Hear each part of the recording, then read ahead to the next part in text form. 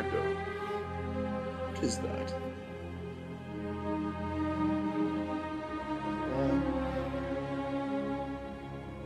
That's my little octopussy.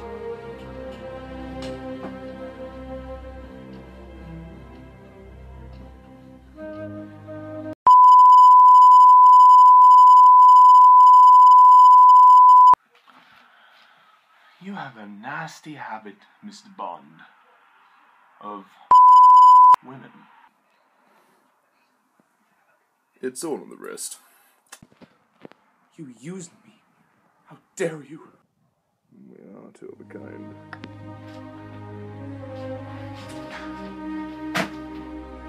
No!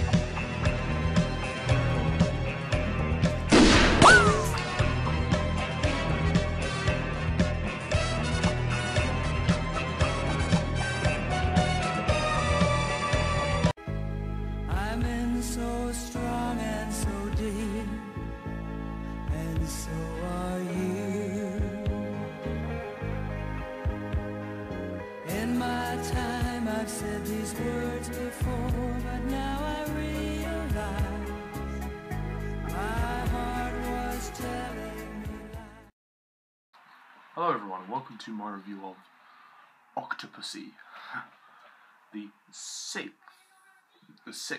Roger Moore James Bond adventure. Bit of background here. This year, 1983, was a big year for James Bond because filmmakers were rivaling against Kevin McClory, who was making Never Say Never Again, which was the remake of Thunderball with Connery. Hence, sort of them deciding to keep Roger Moore for another 2 films. So, yeah, that's the basic gist of that. But anyway, Octopussy. So, the basic plot is that there is this Agent 009 who is delivering this Fabergé egg to the British Embassy, and they're trying to keep this. This is quite a rich antique.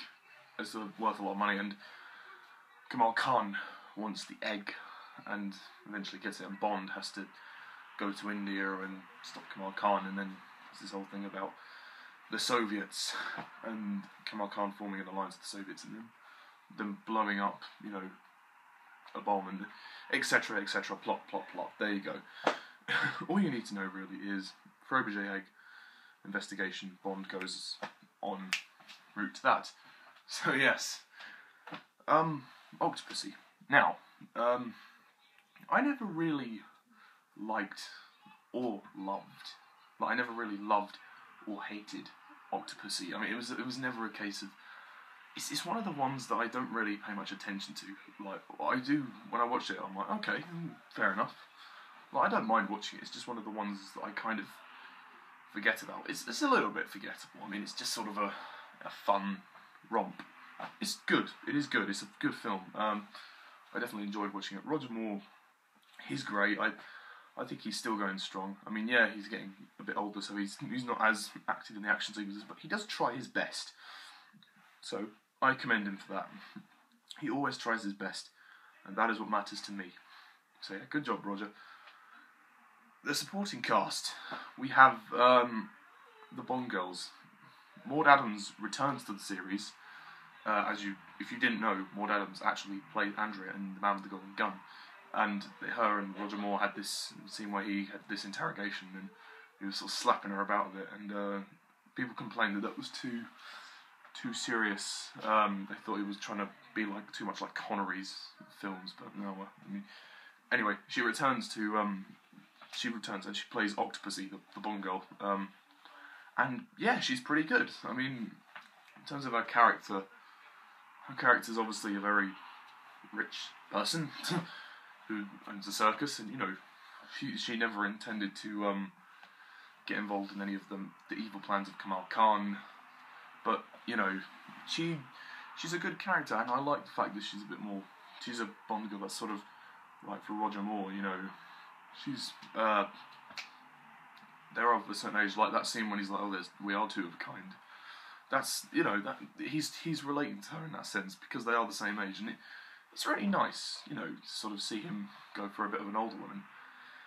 The other Bond girl that we are introduced to is Magda, who is played by Kristina Wayborn. She's okay, I guess. I mean, she's not terribly sexy at all. She's not like stunning at all. She's not stunning. I mean, she's pretty, and you know, she has nice hair. She has a nice body. You can tell there's something quite sinister about her, like the way she smiles. Like she has this really sinister smile. Yeah, I think Kristina Wayborn is attractive, but I don't think she's like out of this world. Oh my gosh, heart-poundingly sexy. I mean, it's not that much, but her character is okay. She's just sort of there, just because they need another Bond girl. It's nice to have a kind of villainess, essentially. Movie. I mean, at first, you know, you sort of think that Octopussy is going to be the villain, but actually, it turns out she isn't. She doesn't know about half the stuff that's going on. Speaking of villains, Kamal Khan. Whoa! After the disappointment of Kristatos in the previous film, I'm thrilled to say that Kamal Khan is a great villain. He is so... He's just got this presence, like, he's like, you have a nasty habit of surviving.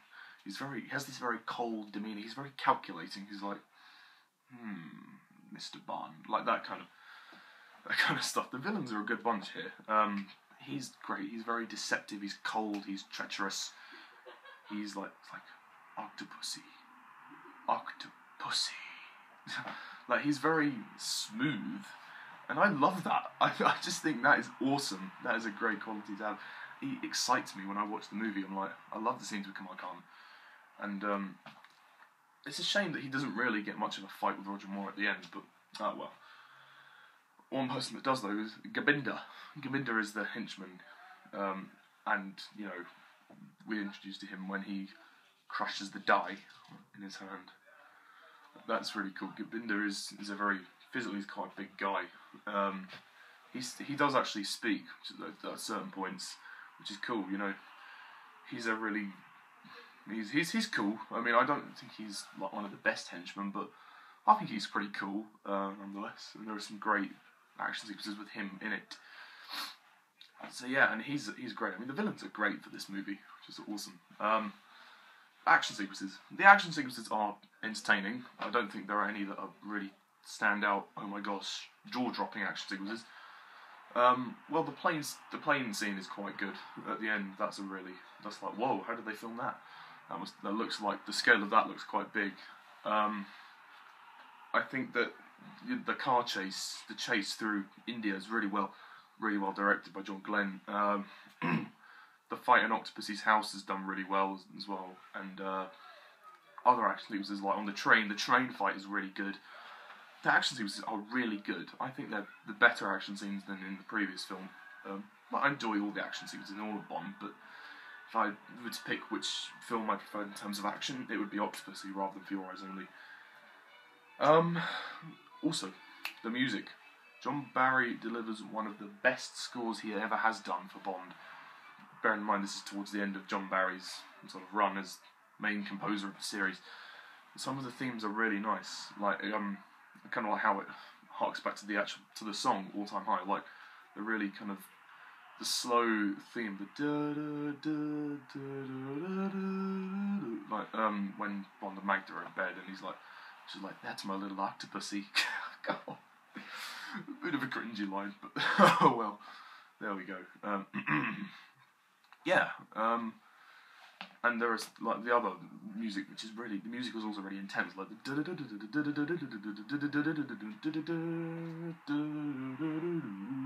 I have to say, one action sequence that I didn't like was the jungle chase. I thought that was a bit sloppy for me. I mean, it wasn't bad as such, but I thought, but this feels out of place. You could have taken this out in editing when he has the tiger and Roger Moore goes, sit You're like, really? You put that in a James Bond movie?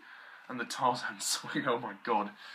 That was a little bit cringy to watch, I'm not gonna lie. I thought that was completely out of place. I mean, it's a minor discrepancy. I can watch it and ignore that, but it shouldn't have been in there. Which I do think that this movie is a little bit too long. I think that some scenes can be omitted. Some scenes, it feels like a director's cut. That's kind of my issue here. Some of the pacing, not always. Like a few scenes, like you're like, okay, come on, just get moving. But it starts out really well, and then it kind of slows down during the middle, and then it picks itself up towards the end, and yeah, it's really entertaining. Sorry about that. I had issues with the camera. I needed to sort that out. Pacing could have been tightened up a little bit. I mean, it's not the slowest Bond movie ever. I mean, it's not really that slow. I mean, it's compared to some of the Connery films, but it is. It could have been. You could have, like, there are a couple of scenes you could have left out. I don't know if I've mentioned this, but the action sequence in the jungle I did not particularly like. It just felt a bit out of place. I mean, it was just like when Roger Moore was, had with the tiger there, it was like, sit. And then does the Tarzan swing. Oh, really? That in a Bond movie? I mean, I like the Roger Moore films, but there are certain things I kind of have to draw the line at, and I think that is... I don't know what John Glen was thinking there. Yeah. I mean, there's not much more to say about Octopussy. It's a great, fun movie. Story's quite good. I mean, I don't think it's the best Bond movie by any means, but it's certainly fun. I mean, I did rank it kind of low, because I don't normally rush back to this one. It's not really one that I would rush back to, but it is fun, I guess. I mean, it's not brilliant. I love the music. The music is superb. Speaking of which, I didn't mention about this. All Time High, the song by Rita Coolidge. It's nice, to say the least. I mean, it has a nice tune to it. It's a nice ballady thing, but it really doesn't feel like a James Bond song. I mean, I understand, you can't put the word Octopussy in a song. I mean, Alan Kalo tried it himself when he started singing "She ain't a wussy, Octopussy." That was funny, Alan. That was so funny. I'm not even going to attempt to lyrically challenge myself to come up with lyrics for that, because it's just too difficult.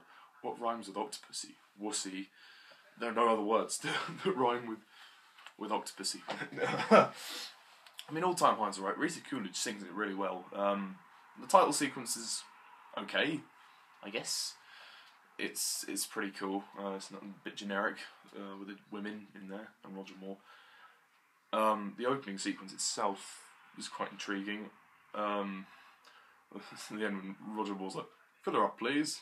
Yeah, the opening sequence is fun and entertaining. It has nothing to do with the main plot, but it is entertaining. That's pretty much all I can say about Octopussy. It is an entertaining romp, and it's a good Bond movie for Roger Moore. I think if he'd left on this one, that wouldn't have been good. I like that he ended on A View to a Kill. Yeah, but as for Octopussy, nothing more to say. Oh, the twins as well, those two twins, they're quite cool, but yeah, I guess they're not really there much, but they're pretty cool. Yeah, the MI6 regulars are fine. I don't see the point of having Miss Penelope Smallbone. I don't know why she was in there.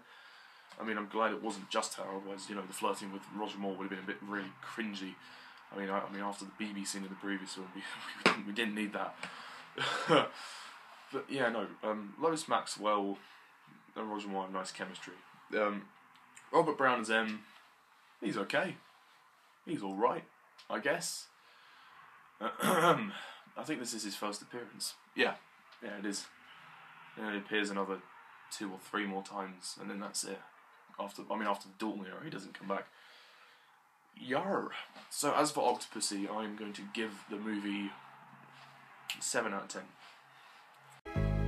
I'm in so strong and so deep, and so are you.